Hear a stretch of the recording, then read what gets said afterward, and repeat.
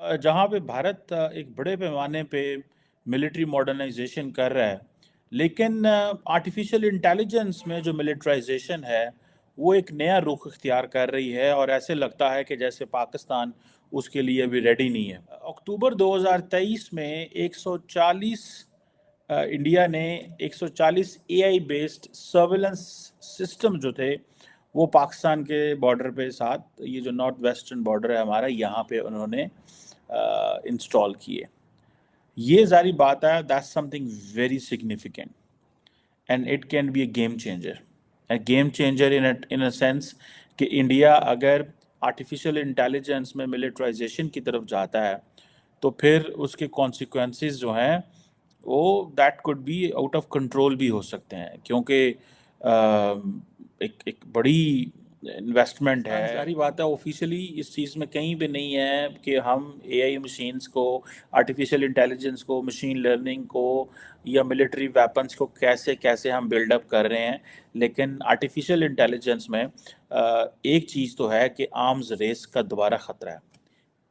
India will be in advantageous position looking how France, Israel, America, बरतानिया, तमाम ममालिक India को they want to equip India. So वो definitely ये जितनी भी आर्टिफिशियल इंटेलिजेंस के लेंस में जितनी भी आर्म्स बिल्डअप होगा और ये जितनी भी टेक्नोलॉजिकल एडवांसमेंट होगी, ये सारी इंडिया की फेवर में जाएगी। पाकिस्तान के पास रहंदा खोंदा इट इज़ ओनली वो जो एक मुल्क रह जाता है वो चीन है। चीन हमें अब क्या देता है क्या नहीं देता, उसके पास क्या है, हम अपनी कैपेसिटी कैसे बिल्ड करें, these are some very important questions. और फिर सारी की सारी ये जो टेक्नोलॉजिकल एडवांसमेंट है ये इम्पॉर्टेंट है। इससे भी ज़्यादा जो ख़तरनाक चीज़ है कि आपकी जो बाउंड्रीज़ हैं वो इरोड हो गई हैं, ख़त्म हो गई।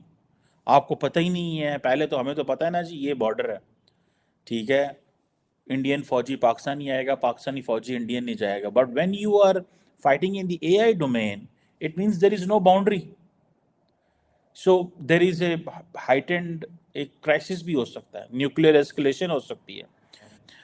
इंडिया ने अपना 13% 2023-24 में अपना डिफेंस बजट जो है वो इंक्रीज़ किया है, और this is the 10th consecutive year India is increasing its defence budget. दो 2013-14 से ऑनवर्ड से लेके अभी तक तकरीबन कहा जा रहा है कि 108% इंक्रीज़ हुई है पिछले 10 सालों में, ठीक है जी। और एज़ पर सिपरी जो है इंडिया दुनिया के टॉप 3 ममालिक में आता है मिलिट्री स्टैंडर्ड्स के हवाले से। सो ये सिपरी जो है वो Stockholm based research think tank है जो military modernisation and military expenditures globally जो है उनके डाटा को विजुअलाइज करता है, एनालाइज करता है, इकट्ठा करता है।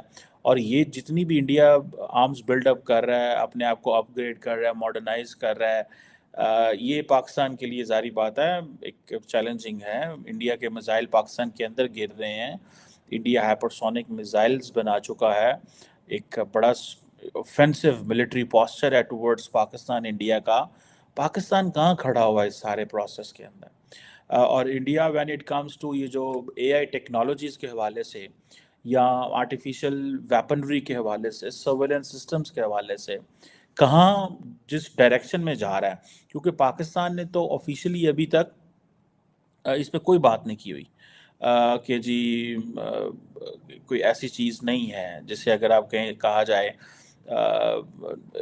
थोड़ा अर्सा पहले जो साबिक आर्मी चीफ थे जनरल कमर जावेद बाजवा, उन्होंने एक आर्मी साइबर कमांड जो है जो रिसेंटली बनाई गई थी उसका विज़िट किया था।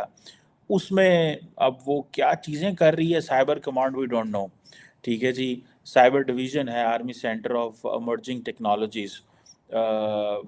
अब इसमें क्या क्या होता है ज़ारी बात है, कोई लंबे चौड़ी सिचुएशन का हमें पता नहीं है, क्योंकि फ़ौज ज़ारी बात है अपनी इंफॉर्मेशन जो है वो शेयर उस तरह नहीं करती। बहरहाल